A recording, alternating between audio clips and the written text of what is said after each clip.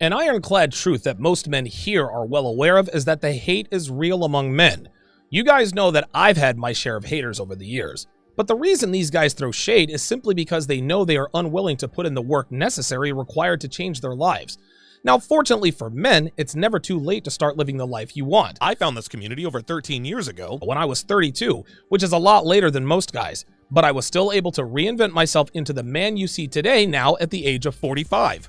Even if I hadn't found this community until I was 37, I'd be dominating life at 47.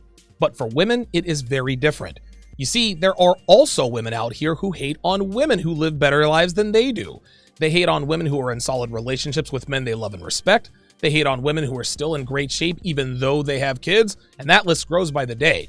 But here's the difference. At around 29, 30 years old, it is too late for women to recover. By the time a woman hits 30, it's a lot harder to stay in shape.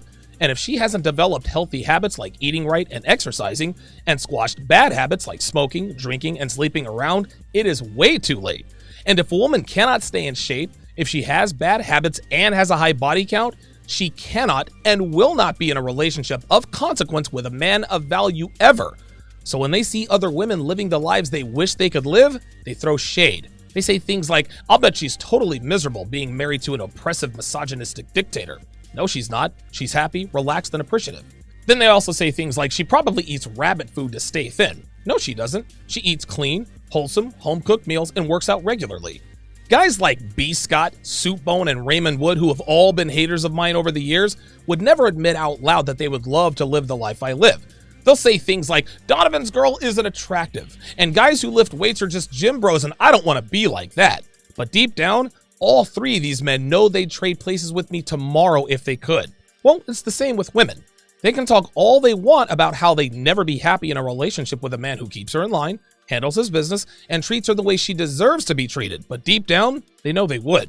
And if you don't believe me, ask Joy Isabel, who called into my show to not only apologize, but to bend the knee after she realized that she would love to be with a man like me.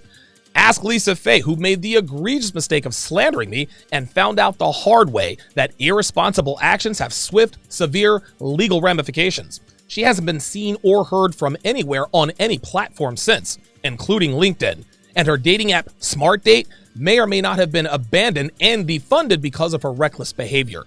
Feminists the world over hate seeing women who are in good relationships, but it's not because they hate good relationships. It's because they know they can't have one. Which brings us to today's topic, and a big thanks goes out to Steve W. for submitting this one. Perpetually single feminist Janelle Testa is at it again. She wrote an article entitled, "I'm Painfully Single, and Seeing Couples Everywhere is Killing Me."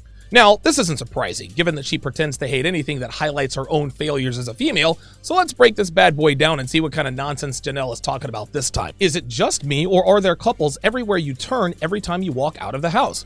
I feel like I can't escape them. They're everywhere. Seeing people who are seemingly happy together brings up a whole lot of feelings within me. I'm super emotional, and seeing them drives me crazy. No, Miss Testa, it's not just you. But before I tell you why it's not just you, let me quickly remind you guys, the launch of Relationship Foundation Fundamentals is less than 8 days away. This course will teach you everything you need to know about building a rock-solid foundation for a relationship that will stand the test of time, overcome adversity, and actually be an advantage for you and the woman you select.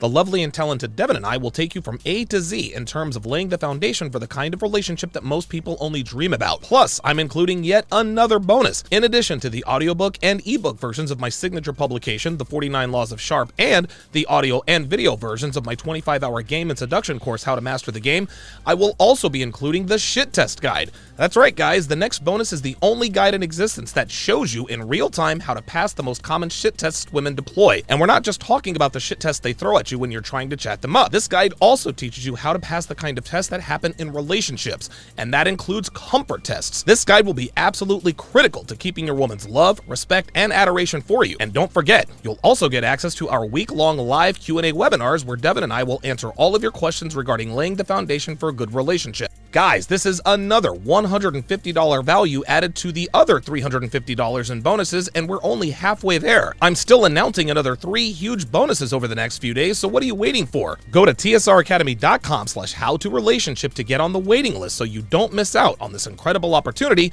to learn what better than 97% of people in this part of the world don't know how to do. Link in description. Okay, let's get back to it. So Miss Testa wants to know if she's the only woman who feels this way, insinuating that she's somehow unique or special in this regard. But guess what, Janelle? You're not special.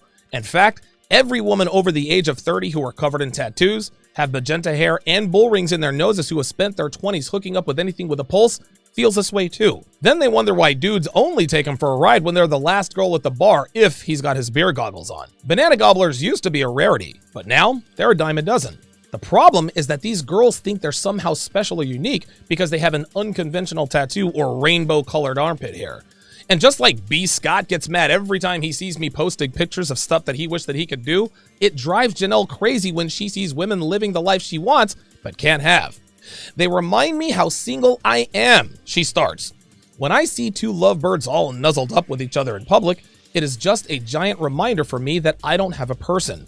I feel like there's a blinking sign over my head that reads alone. Even if others don't see it, it's loud and bright enough to ruin how I'm feeling. I then ruminate on the fact that I've been single for a long time. What most men don't realize is that women characterize and emote being single the same way they characterize and emote their ages. A 22-year-old girl will gleefully tell you she's 22, and she'll do so with $1 million smile and a twinkle in her eye.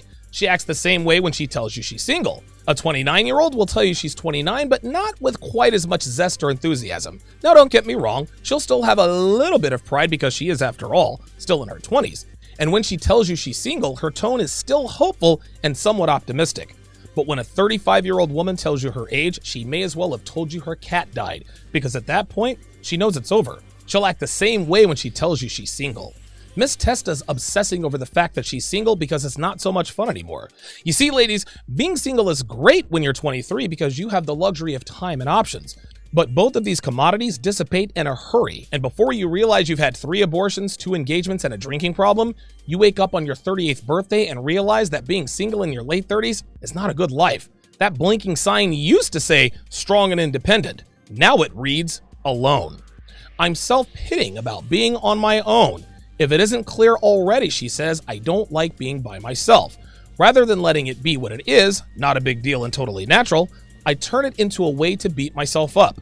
I become a self-pity machine, thinking that there has to be something hugely wrong with me. I expend all this energy on getting down on myself rather than spending it building myself up. Like most women, Janelle is lying to herself and everyone else when she says that being by themselves is not a big deal and totally natural. This is why women suffer in silence. They cannot admit to the world that they need a man. The reason she's beating herself up is because her female hard drive is telling her that there is a problem and that it is a big deal that she's alone and it's not totally natural. Men, on the other hand, have a very different hard drive. We want women, sure, but we do not need them. But women who think they can be like men in this regard always end up miserable. Then she says she keeps thinking something is hugely wrong with her, as if to imply that she's perfectly fine, but that her conscience is giving her a false alarm. No, Miss Testa, that's no false alarm. There are many things hugely wrong with you, and that's why your mind is signaling the alarm that tells you to panic, which you are absolutely doing right now. I start to think about my flaws, she says. When I see a happy couple, I reflect on my own life and wonder why I don't have someone. Then I start to feel like I'm fundamentally broken because I have so many flaws that they're drowning me. I begin to think about how I'm probably too intense for most people and how I'm too much in general.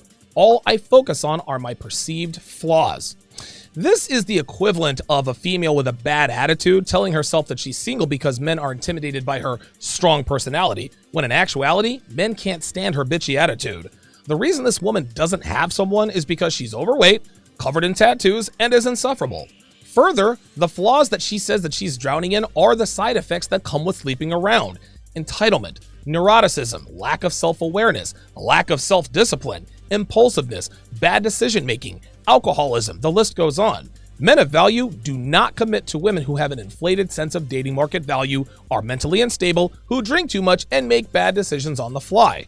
And when you look like Miss Testa, you tell men exactly who and what you are. Women like this aren't intense. They're damaged beyond repair, which is too much of a risk with any man with common sense to invest in. And listen, guys, we can talk all the trash we want to about girls with a bunch of tattoos and piercings, but at least they make it easy for us to recognize that we shouldn't consider them for anything more than a one-night stand or a temporary friends with benefits arrangement. I feel lonely when I see them, she says. A huge wave of loneliness falls over me when I see happy couples, especially when I'm in public on a sunny day. I look around and it seems that there are couples on every corner. My feeling of being totally alone just increases tenfold, even if I'm with friends or family. It's almost worse when I'm with other people because I then feel alone in a crowded room. Not much to say here because she's not being dishonest or disingenuous. Chicks like this are lonely even when they're with friends and family because they don't have a man. That's really all there is to it. My jealousy starts to boil, she says. She continues. I get mad at the people who are happy and I feel like I could just scream. I start to judge them and get mean in my head. Jealousy is a dangerous game because it can bring me down all kinds of mental rabbit holes. Then I'm internally rolling my eyes and saying, ugh. Gentlemen, this is what happens when a woman finally understands that she will never have what other women have. Janelle wants to be happy, but she knows she never will be. And because she knows it's too late for her, she hates the women who understood the concept of locking down a high-value man while their value is still high. And she's right. Jealousy does bring her down all kinds of mental rabbit holes. She starts saying things in her head like, I'll bet she's miserable. I'll bet she's unhappy. I'm glad I'm not her. Which leads me to number 7. I always think couples are all super happy. She continues, the thing is that I have no idea what's going on in these couples' lives. They could have unhappy and toxic relationships for all I know. I assume that everyone is happy except me, but who knows who's actually happy and who's not. Instead, I should probably assume that they're human just like me and have their ups and downs. You see that, guys? The title of this article is I'm painfully single and seeing couples everywhere is killing me. Well, why would it be killing her if she really thought these relationships were unhappy and toxic? I know, because she knows these women are happy.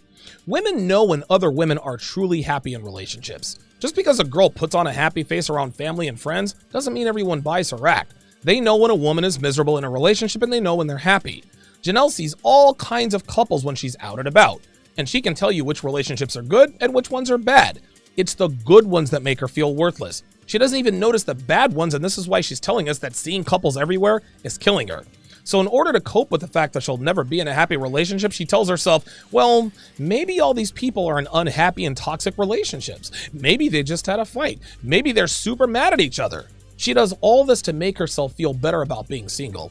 But guess what? Depression isn't caused by speculation. It's not caused by hypotheticals or what might be. No, depression is caused by what is, and no matter how much Janelle tries to convince herself how miserable these couples might be, she knows that they are way better off than she is. Yes, couples certainly have their ups and downs, but that's not what Janelle's situation is. She is lonely because she doesn't have a man to have ups and downs with in the first place.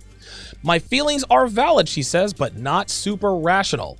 It's okay that I'm feeling all of these things, she says. They're valid and they're allowed to be there. However, a wise person once told me that my feelings aren't facts. Just because I feel terribly alone doesn't mean I am.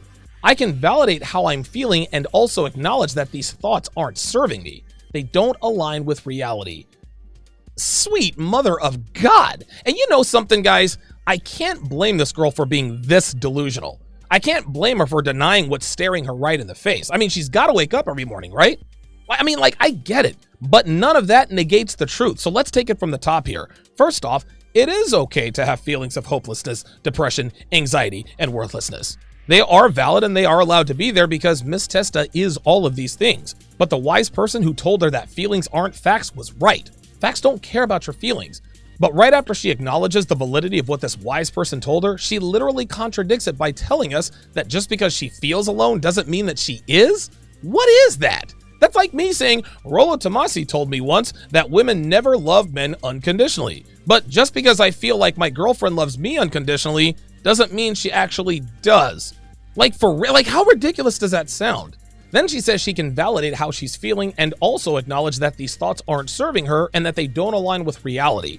So what she's saying here is that even though she feels alone, worthless, depressed, and jealous doesn't mean she actually is? That's not the reality. That's not the reality. Oh no. She actually believes that her feelings don't align with reality. She believes that her instincts telling her that the writing is on the wall about her life going forward are completely wrong and not rooted in reality or truth. Guys, this is the best example of a female's entitlement monkey hooking up with her rationalization hamster and giving birth to a spawn that manifests itself with these ridiculous statements. I mean, Jesus Christ, man, this chick is way out there. I'm afraid I'm going to be alone forever. I genuinely worried that I'm never going to find someone I'm compatible with because I've had a history of messy relationships. I'm growing and learning to be a better me, but this doesn't stop me from thinking that no one will ever love me. She's starting to acknowledge the truth here, guys. That wise person who told her that facts aren't her feelings probably also indirectly told her that her history of messy relationships is going to cost her in the long run. Those messy relationships, those are the ones where she lied, cheated, deceived, had abortions, and did God knows what with God knows who. Messy means getting passed around, period. Yeah, she's learning to be a better person, but it's too late for her and she knows it. This is why it doesn't stop her from thinking that no one will ever love her. I have a big desire for a relationship, she says. All of this fear, sadness, and anger is coming from a soft place inside me and just wants to have a partner to love and be loved by. I've had this desire for as long as I can remember. I probably blame it on fairy tales we were fed as kids. I've always just had a yearning in my heart for another person. She's getting ever closer to acceptance, guys. She's now admitting that she wants a relationship with a man she loves and respects, and she's also admitting that she's been sold a bad bill of goods by Western culture in the form of fairy tales. Disney movies, romantic comedies, and every other kind of media out there tells women that they can eat at the man buffet all the way until they're 38, then bump into Bradley Cooper at the farmer's market and live happily ever after, even after he finds out about the tattoo of her ex on her butt, her 1 week fling in Spain with Emilio, Cristiano, Rodrigo, Carlos, Miguel, Javier, and Francisco, long story, her long list of exes that include a couple of porn stars, and her hilarious hijinks in Cabo that may or may not have included a drug-fueled orgy with 10 men. It wasn't just the fairy tales, guys. It was her bad decisions. Yes, feminism influences women, but we are all born with an inherent understanding of the difference between right and wrong. This is why women divide their body counts by 32 if you're ever dumb enough to ask her. I believe I have to make peace with being alone before I can be with someone else. She continues, look, I know all of this is a bit problematic and I have some work to do. My main goal right now is to make peace with being alone. I genuinely don't think that I can ever be happy with someone else unless I found happiness within myself. So as much as couples drive me crazy, they're teaching me lessons and moving me along my path. You ain't fooling anyone, baby girl. You have to make peace with being alone because you know you will end up alone. You know that you have no more chances. You know that men you want no longer want you. So you're going to have to tell us that in order to be happy with someone else, you have to be happy being alone. And that ain't gonna happen because women are never happy when they're alone. This is why women are miserable, guys. A girl could be sleeping with a different guy every night, but that girl is still lonely and miserable.